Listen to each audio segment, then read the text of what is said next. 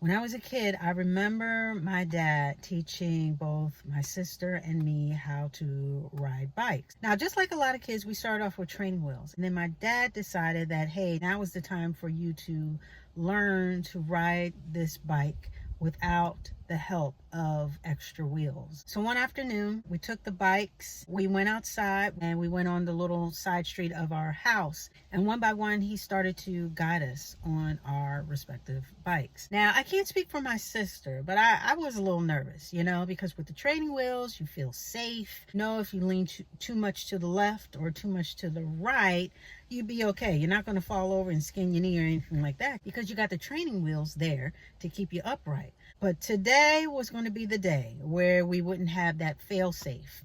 And my dad pushed, and guided us and ran down the street, then let go. And I think my sister went first. So she did hers and then he did me. We weren't quite getting it just yet, but we were wobbling, I think I was still leaning to the left or to the right, just trying to get the gist of it and get this new feel of not having the wheels on and just being on 2 wheels instead of 4. Now, I must add that my dad's not exactly the patient type.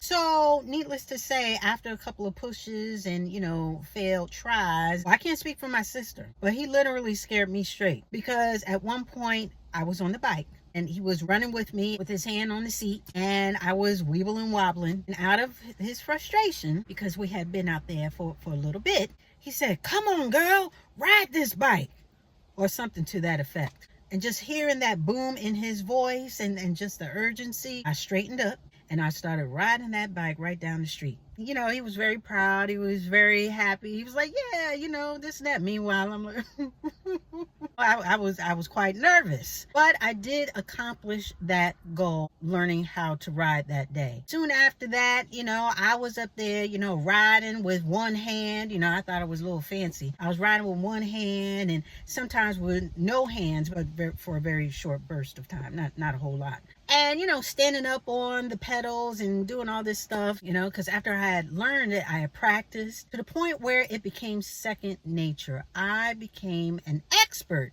at bike riding. So with practice, both my sister and I became quite the bike riders to the point where it became natural. We didn't even have to think about it. All we had to do was pop on the bike and go. Now, I say all that to say, being a Christian is not just a thing of, okay, once you get saved, everything is cool. Now that I've got this blessing on me, now that I've got this moniker, I can wear this until the wheels fall off and everything's going to be not smooth sailing, but a little bit easier. Things are just going to open up for me and I don't have to do too much.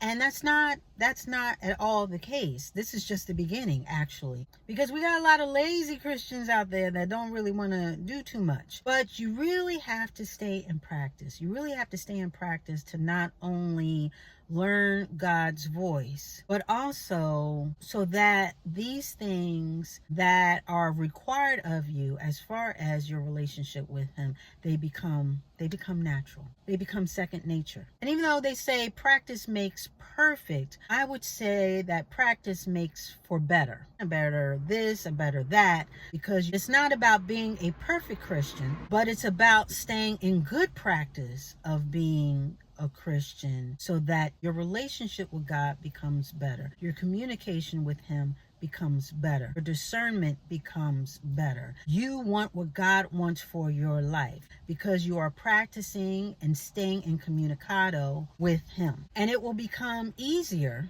to recognize when the tests come. Spending time with him will become, it's a natural thing. It's not even going to be a thing of where you have to think about it or schedule too much around it. We got to stay in practice. That way you're also prepared for when tests arrive, when tests come along, because they will come. Especially, right when you have devoted yourself, you say, hey, I'm going to live right. I'm going to do this. I'm not going to go here. I'm not going to be doing this or sipping on that or puffing on this. Honey, right when you make that declaration, that's when those tests come. That's when the temptations come around. I just saw a commercial. I said, you know what? I'm not going to be eating this. I'm going to give up sugar for a little bit. And of course, right when I decided to do that, it comes all these commercials about cheesecake this and ice cream that and so forth.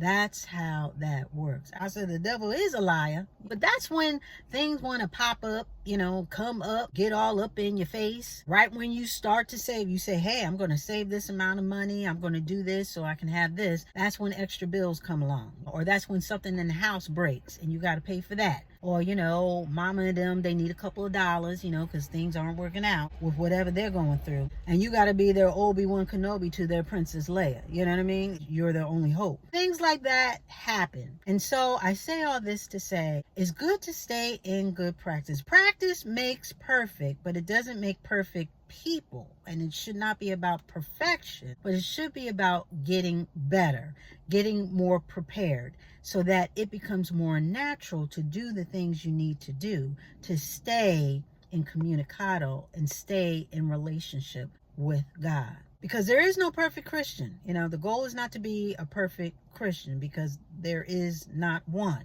But the goal is to be better. The goal is for it to be second nature. The goal is to be in perfect relationship with Him, to the point where you know His voice and hearken to it, to the point where you love Him so much that you love Him enough to put Him first. And in everything you do, you seek Him first. The talking, the praying, the reading of the Bible, we all need to stay in practice of all these things. But when the tests come, we can pass them with flying colors. And a lot of us, we've been tiltering and we haven't been serious. We haven't really been serious or taking our relationship with God too seriously. And it's now time to stop. We got to take off these training wheels. We got to stop acting like we can't ride straight because we've been using that crutch for too long. Time for training wheels is over.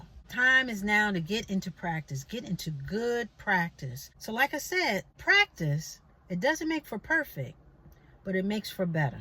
And it's good to stay in good practice so that you can be in better relationship with God. And with that, we are going to put a button on it.